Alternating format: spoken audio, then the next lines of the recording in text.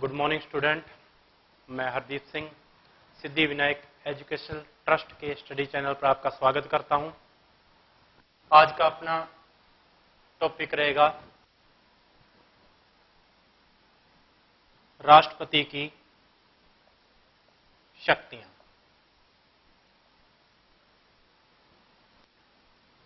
राष्ट्रपति की शक्तियों की जब हम बात करते हैं तो द्वारा राष्ट्रपति को दो रूपों में शक्तियां प्रदान की गई हैं। एक तो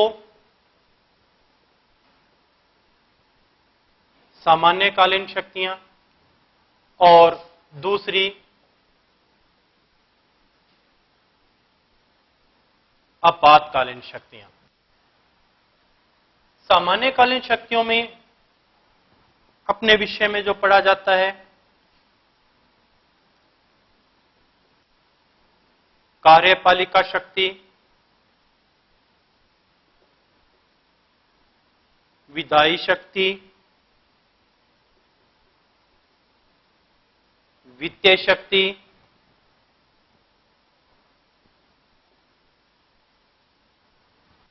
न्यायिक शक्ति,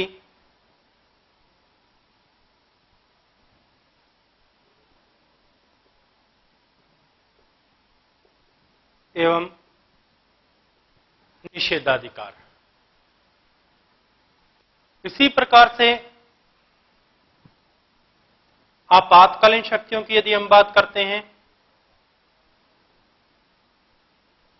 अनुच्छेद 352 के तहत, अनुच्छेद 356 के तहत व अनुच्छेद 360 के तहत ये आपातकालीन शक्तियां प्रदान की गई हैं। अब अपने सबसे पहले बात करेंगे सामान्य काल की शक्तियों की। सामान्यकालीन शक्तियां जो राष्ट्रपति को दी गई हैं उसमें सबसे पहले कार्यपालिका शक्तियों की हम बात करते हैं। कार्यपालिका शक्तियों में संविधान का जब अपने अध्ययन करते हैं तो संविधान का अनुच्छेद 53 ये प्रावधान करता है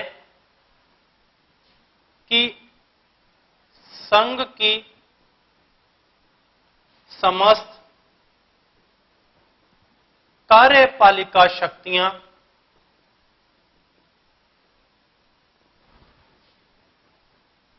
राष्ट्रपति में निहित होंगी।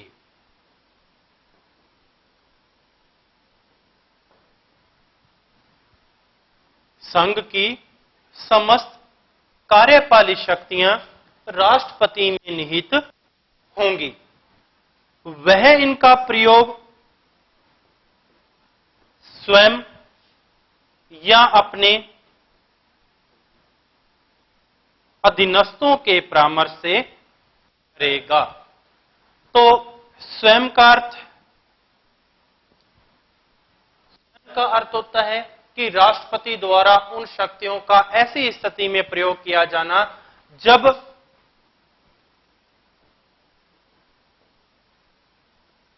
मंत्रिपरिषद कार्य न कर रही हो। और अधीनस्थ का अर्थ ऐसी स्थितियां जब शासन का संचालन मंत्रिपरिषद के माध्यम से होता हो, अर्थात मंत्रिपरिषद को राष्ट्रपति की सहायता के लिए अधीनस्थ के रूप में चुना जाता है। तो ये अधीनस्थ राष्ट्रपति को परामर्श देते हैं और परामर्श के उपरांत राष्ट्रपति कार्यपालिका शक्तियों का प्रयोग करता है। तो कार्यपालिका शक्तियों में हम बात कर सकते हैं तीनों सेनाओं के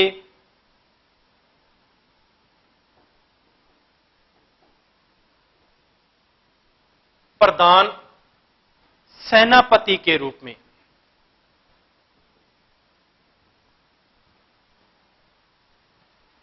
राष्ट्रपति को तीनों सेनाओं का प्रधान सेनापति किया गया है।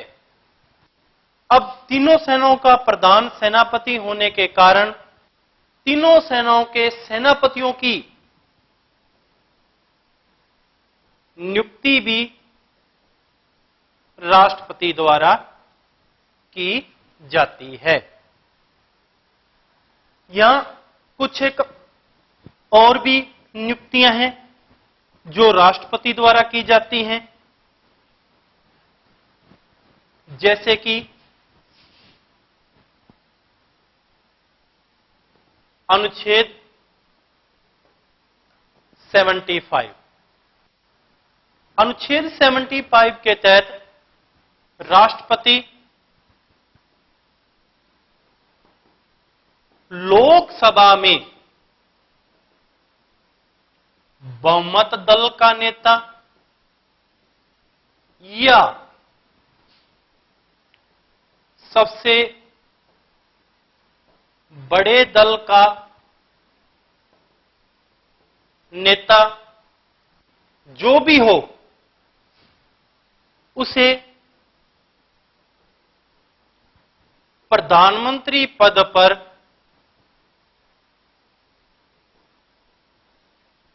नियुक्त करता है। तो ये प्रश्न कई बार कंपटीशन में पूछा जा चुका है कि प्रधानमंत्री का पद होता है, तो प्रधानमंत्री का जो पद है वो क्या होता है? नियुक्त होता है। प्रधानमंत्री की नियुक्ति के अलावा राष्ट्रपति केंद्र स्तर पर अनेक प्रमुख नियुक्तियां और भी करता है, जैसे अनुच्छेद 315। अनुच्छेद 315 के तहत संघ लोक सेवा आयोग, राज्य लोक सेवा आयोग व संयुक्त लोक सेवा आयोग का जो गठन किया गया है, इन तीनों के संघ लोक सेवा आयोग, राज्य लोक सेवा आयोग और लोक सेवा आयोग के अध्यक्षों की नियुक्ति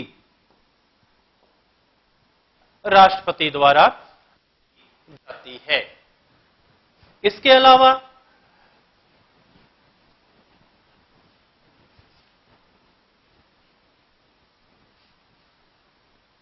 अनुच्छेद 324 के तहत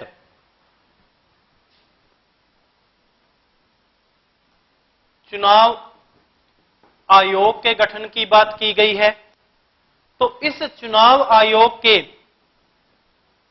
मुख्य चुनाव आयुक्त एवं दो अन्य चुनाव आयुक्तों की नियुक्ति भी राष्ट्रपति द्वारा की जाती है।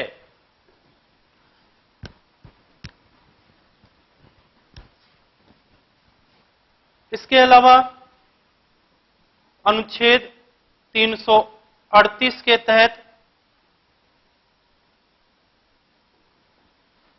अनुसूचित जाति व अनुच्छेद 338 ए के तहत अनुसूचित जनजाति आयोग का गठन किया गया है। तो इन आयोगों के अध्यक्ष एससी आयोग व एसटी आयोग के जो अध्यक्ष होते हैं, इन अध्यक्षों की नियुक्ति भी राष्ट्रपति द्वारा की जाती है।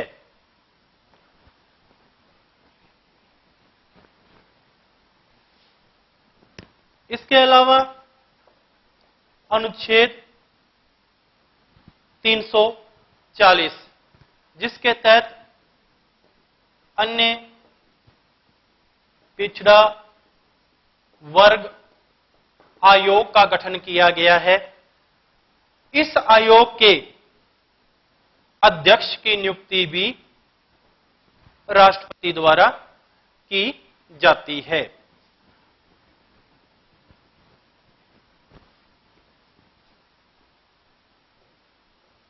अनुच्छेद 280 के तहत राष्ट्रपति वित्त आयोग का गठन करता है और इस वित्त आयोग के अध्यक्ष की नियुक्ति भी राष्ट्रपति द्वारा की जाती है। इसके अलावा दोस्तों कई और आयोग भी हैं जो राष्ट्रपति द्वारा उनके अध्यक्षों की नियुक्ति की जाती है। इसमें कुछ एक आयोग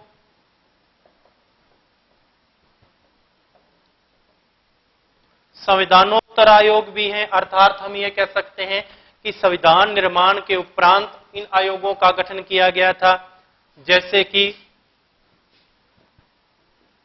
महिला आयोग,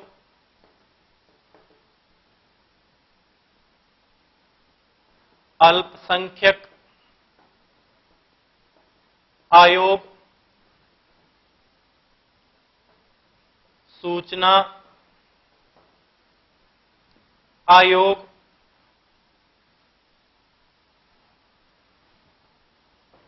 वेतन आयोग, विधि आयोग। तो जो संविधानोत्तर आयोग हैं, इन आयोगों के महिला आयोग, अल्पसंख्यक आयोग, सूचना आयोग, वेतन आयोग, विधि आयोग, इनके अध्यक्षों की नियुक्ति भी राष्ट्रपति द्वारा ही की जाती है। केंद्र के अलावा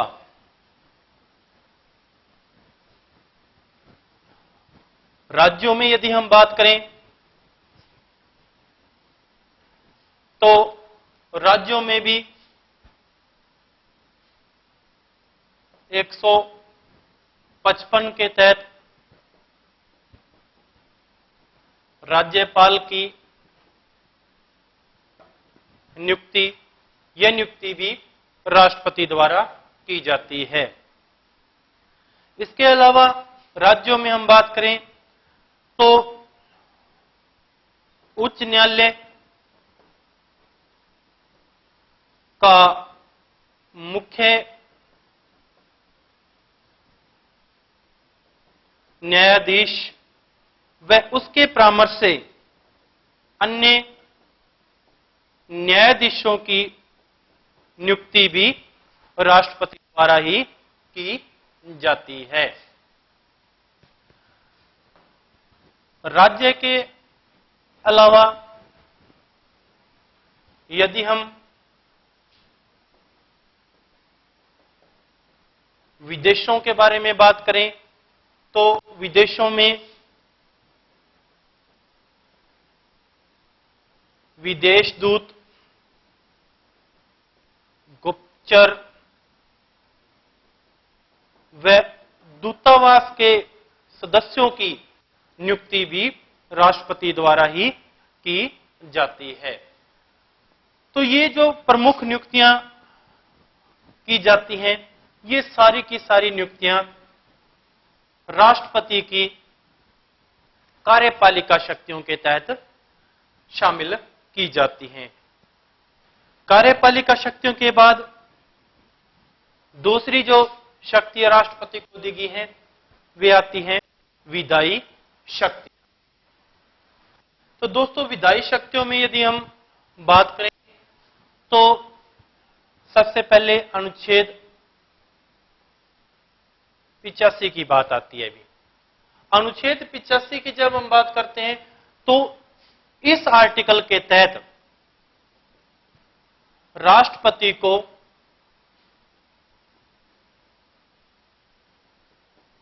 लोक सदन को भंग करने का अधिकार दिया गया है। तो राष्ट्रपति संसद के लोक सदन को भंग करने का अधिकार अनुच्छेद 85 के तहत रखता है। आर्टिकल 86 की यदि हम बात करें तो इसमें राष्ट्रपति को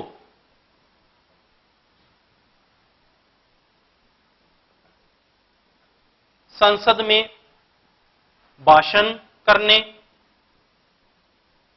व संदेश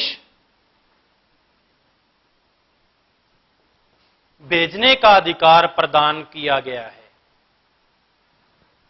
यदि आर्टिकल 87 की हम बात करते हैं तो इस आर्टिकल के तहत राष्ट्रपति संसद के प्रत्येक सत्र से पहले व सत्र के प्रारंभ में अभिभाषण करने की शक्ति रखता है। तो ये जो अधिकार राष्ट्रपति को दिए गए हैं ये आर्टिकल 87 के तहत दिए गए हैं। इसके बाद अनुच्छेद 108। अनुच्छेद 108 की जब बात करते हैं तो इस अनुच्छेद के तहत राष्ट्रपति को अधिकार दिया गया है कि संसद के दोनों सदनों में विवाद होने की स्थिति में राष्ट्रपति संसद के संयुक्त अधिवेशन बुला सकता है। तो राष्ट्रपति को संसद के संयुक्त अधिवेशन बुलाने का अधिकार 108 के तहत दिया गया है। अब यहां अपने से एक प्रश्न पूछा जाता है कि संसद के संयुक्त अधिवेशन बुलाने का अधिकार राष्ट्रपति को है, लेकिन इसकी अध्यक्षता कौन करता है? तो इन संयुक्त अधिवेशनों की अध्यक्षता लोकसभा अध्यक्ष द्वारा की जाती है और लोकसभा अध्यक्ष यदि अनुपस्थित है तो उपाध्यक्ष इन बैठकों की अध्यक्षता करेगा। अब यहां से एक क्वेश्चन पूछा जाता है एग्जाम में कि लोकसभा अध्यक्ष व उपाध्यक्ष की अनुपस्थिति में संसद के संयुक्त अधिवेशनों की अध्यक्षता कौन करेगा? तो ऐसी स्थिति में इसकी अध्यक्षता राज्यसभा का उपसभापति करेगा। अनुच्छेद 108 में अपने बात कर रहे थे, तो इसके तहत यदि हम बात करें तो सबसे पहली बार 1961 में दहेज निषेध अधिनियम, 1978 में बैंकिंग सेवा अधिनियम और 2002 में पोटा अधिनियम, जिसे हम आतंकवादी निवारक निरोधक अधिनियम के नाम से भी जानते हैं। ये 3 ऐसी स्थितियां उत्पन्न हुई हैं जब संसद को इन कानूनों के निर्माण के लिए संयुक्त अधिवेशन बुलाना पड़ा था। 108 के बाद नेक्स्ट है अनुच्छेद 111।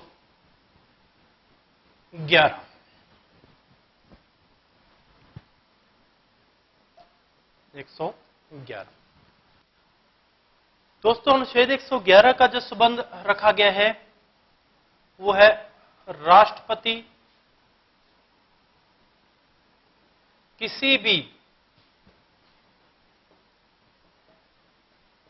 साधारण विधेयक को दोनों सदनों से पारित होने की स्थिति में जब राष्ट्रपति के पास जाता है तो राष्ट्रपति इस विधेयक को पुनर्विचार के लिए लौटा सकता है। तो पुनर्विचार के लिए उसको जो लौटाने का अधिकार दिया गया है वे अधिकार अनुच्छेद 111 के तहत प्राप्त होंगे। इसके बाद अनुच्छेद 123। अनुच्छेद 123 राष्ट्रपति को अध्यादेश जारी करने का अधिकार देता है। अध्यादेश उन स्थितियों में जारी किए जाते हैं जब लोकसभा का विघटन हो जाए। तो लोकसभा का विघटन होने की स्थिति में राष्ट्रपति अध्यादेश जारी करने का अधिकार रखता है और उसको यह अधिकार अनुच्छेद 123 के तहत दिया गया है। अध्यादेश जारी करने की तिथि से 6 सप्ताह तक वैध होते हैं। इसके बाद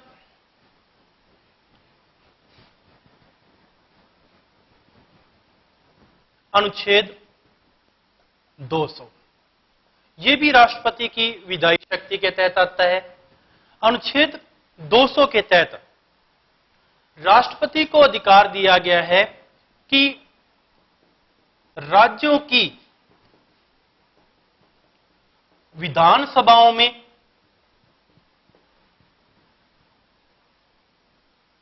प्रस्तुत किए जाने वाले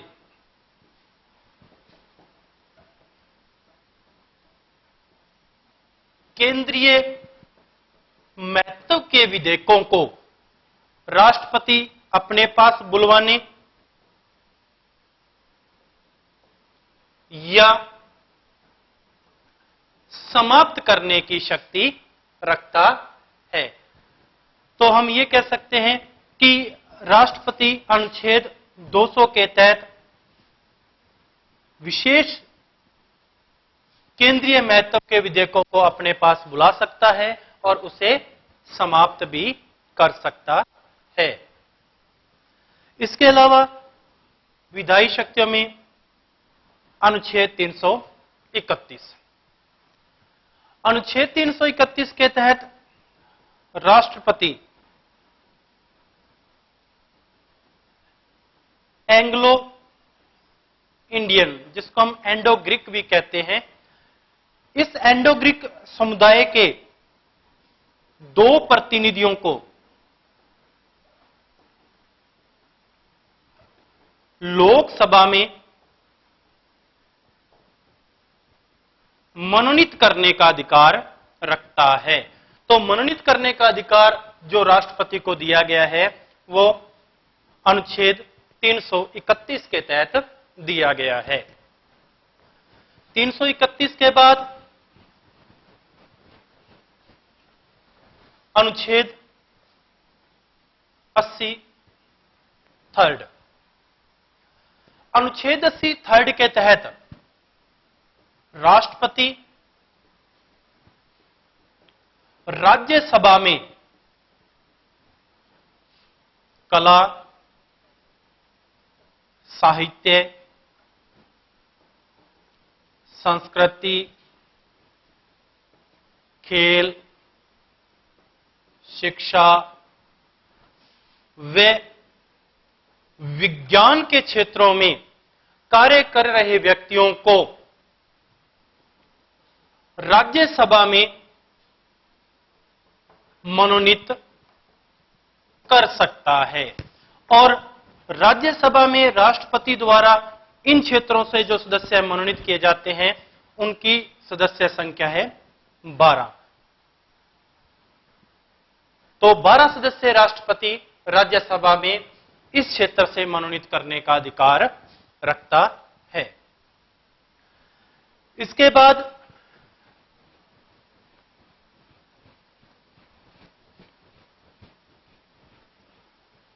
हम बात करेंगे राष्ट्रपति की वित्तीय शक्ति की। तो वित्त के क्षेत्र में भी राष्ट्रपति को संविधान द्वारा अधिकार दिए गए हैं। जैसे कि हम वित्त में बात करते हैं तो यहां 2 शब्द निकल कर आते हैं, एक तो संचित निधि और दूसरा शब्द आता है आकस्मिक निधि। इन दोनों में सबसे पहले तो अंतर क्या है? संचित निधि पर संविधान द्वारा संसद को अधिकार दिया गया है और आकस्मिक निधि पर राष्ट्रपति को अधिकार प्राप्त होगा। ऐसी स्थितियां जब लोकसभा कार्य नहीं कर रही हो, जब लोकसभा कार्य नहीं कर रही हो तो राष्ट्रपति इस आकस्मिक निधि से राष्ट्र विकास के लिए पैसा खर्च कर सकता है। और जब लोकसभा कार्य कर रही हो, ऐसी स्थिति में जो विकास कार्यों पर पैसे खर्च किए जाते हैं वो संचित निधि में से किए जाते हैं। अर्थात हम ये भी कह सकते हैं कि केंद्र स्तर पर जितने भी प्रशासनिक अधिकारी हैं उन प्रशासनिक अधिकारियों को जो वेतन देय होता है वो संचित निधि से देय होता है। इसके बाद अनुच्छेद 112। अनुच्छेद 112 का संबंध है राष्ट्र के वार्षिक वित्तीय विवरण से, जिसे हम आम बोलचाल की भाषा में बजट के नाम से जानते हैं। तो देश का जो बजट है, इस बजट को प्रति वर्ष राष्ट्रपति लोकसभा अध्यक्ष के माध्यम से लोक सदन में प्रस्तुत करवाता है। तो बजट को लोक सदन में प्रस्तुत करवाने का अधिकार किसको है? राष्ट्रपति को दिया गया है। यहां दोस्तों एक चीज और आती है कि देश के बजट को लोक सदन में प्रस्तुत करता कौन है? तो प्रस्तुत वित्त मंत्री करता है। तो वित्त मंत्री लोकसभा अध्यक्ष को देश का बजट सौंपेगा और लोकसभा अध्यक्ष को लोक सदन में प्रस्तुत करेगा। तो पहली बार बजट प्रस्तुत जो किया जाता है वो प्रस्तुत भी लोक सदन में ही किया जाता है और लोक सदन से पारित होने के बाद बजट को राज्यसभा में प्रस्तुत किया जाता है। तो ये थी राष्ट्रपति की वित्त शक्ति।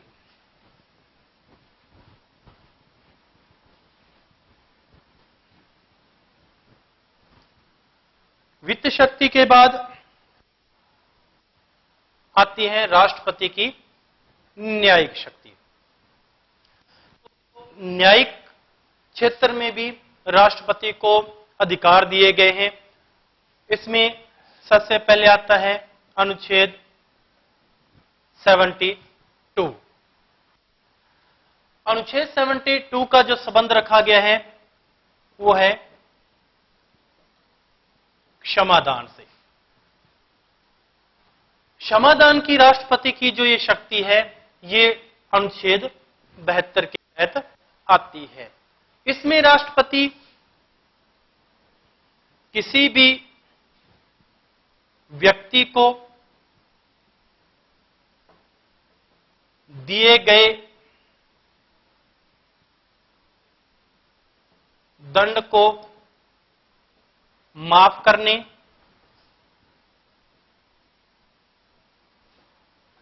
सजा को कम करने, प्रकृति में परिवर्तन करने व मृत्युदंड को माफ करने का अधिकार रखता है। परंतु सैनिक न्यायालय द्वारा दिए गए दंड को माफ करने का अधिकार यहां राष्ट्रपति को नहीं दिया गया। अर्थात सैनिक न्यायालय जो दंड देता है उसको माफ राष्ट्रपति नहीं कर सकता। इसके बाद न्यायिक शक्ति में नेक्स्ट आर्टिकल है अनुच्छेद 143। इसके तहत राष्ट्रपति को अधिकार दिया गया है कि वह सर्वोच्च न्यायालय के मुख्य न्यायाधीश से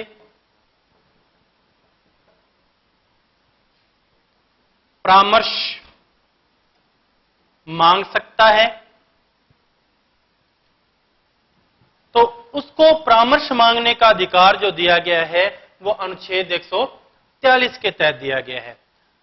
लेकिन राष्ट्रपति किसी भी स्थिति में सर्वोच्च न्यायालय के मुख्य न्यायाधीश को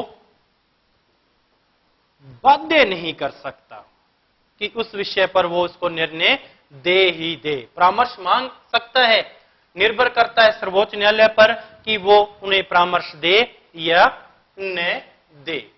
तो ये जो अनुच्छेद है ये राष्ट्रपति के न्यायिक शक्तियों के तहत आते हैं। न्यायिक शक्तियों के बाद अंतिम शक्ति सामान्य काल में आती है निषेधाधिकार, जिसको हम वीटो के नाम से भी संबोधित करते हैं। तो निषेधाधिकारों में सबसे पहला निषेधाधिकार विलंबनकारी निषेधाधिकार। दोस्तों, निलंबनकारी निषेधाधिकार का अर्थ कि राष्ट्रपति किसी भी साधारण विधेयक को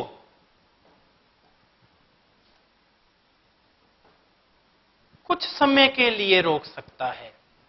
कुछ समय के लिए रोकने का अर्थ कि संसद के दोनों सदनों से जब विधेयक पारित होकर जाता है तो ऐसी स्थिति में राष्ट्रपति उस विधेयक को पुनर्विचार के लिए सदन को सौंप सकता है। जब ये विधेयक पुनर्विचार के लिए सदन में सौंपा जाएगा तो ऐसी स्थिति में यदि दोनों सदन लोकसभा और राज्यसभा उनने उस बिल को पारित कर देते हैं तो ऐसी स्थिति में राष्ट्रपति को उस बिल पर हस्ताक्षर करने होंगे। और ये अपने पहले ही बात कर चुके हैं कि विलंबनकारी जो निषेधाधिकार है ये राष्ट्रपति को अनुच्छेद 111 के तहत प्राप्त होगा। विलंबनकारी निषेधाधिकार के बाद दूसरा आता है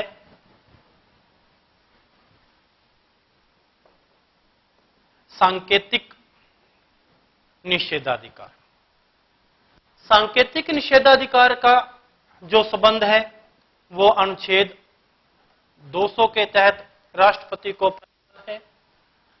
जैसा कि अपने पहले बात की थी कि अनुच्छेद 200 के तहत राष्ट्रपति राज्यों की विधानसभाओं में प्रस्तुत होने वाले केंद्रीय महत्व के विधेयकों को अपने पास मंगवाने व उन्हें समाप्त करने की शक्ति रखता है। और उसको ये जो अधिकार दिया गया है, ये अधिकार अनुच्छेद 200 के तहत प्राप्त है और ये राष्ट्रपति की सांकेतिक वीटो शक्ति कहलाती है। तो दोस्तों, भारत के राष्ट्रपति को निषेधाधिकार के नाम पर दो प्रकार के निषेधाधिकार प्राप्त हैं, एक तो विलंबनकारी और दूसरा सांकेतिक निषेधाधिकार। परंतु हम संविधान में यह भी देखते हैं कि एक और निषेधाधिकार के बारे में संविधान में चर्चा होती है, वो होती है जेबी वीटो, या जिसको हम पॉकेट वीटो भी कहते हैं। तो पॉकेट वीटो का जो प्रयोग है वो 1986 में तत्कालीन राष्ट्रपति ज्ञानी जैल सिंह द्वारा डाक विधेयक पर किया गया। वैसे तो जेबी वीटो का अधिकार सिर्फ अमेरिकी राष्ट्रपति को ही प्राप्त है, परंतु उस समय की विशेष स्थितियों को ध्यान में रखते हुए एक बार 1986 में भारतीय राष्ट्रपति द्वारा भी इस वीटो का प्रयोग किया गया था। थैंक यू, धन्यवाद। नेक्स्ट क्लास में हम आगे के विषय की बात करेंगे।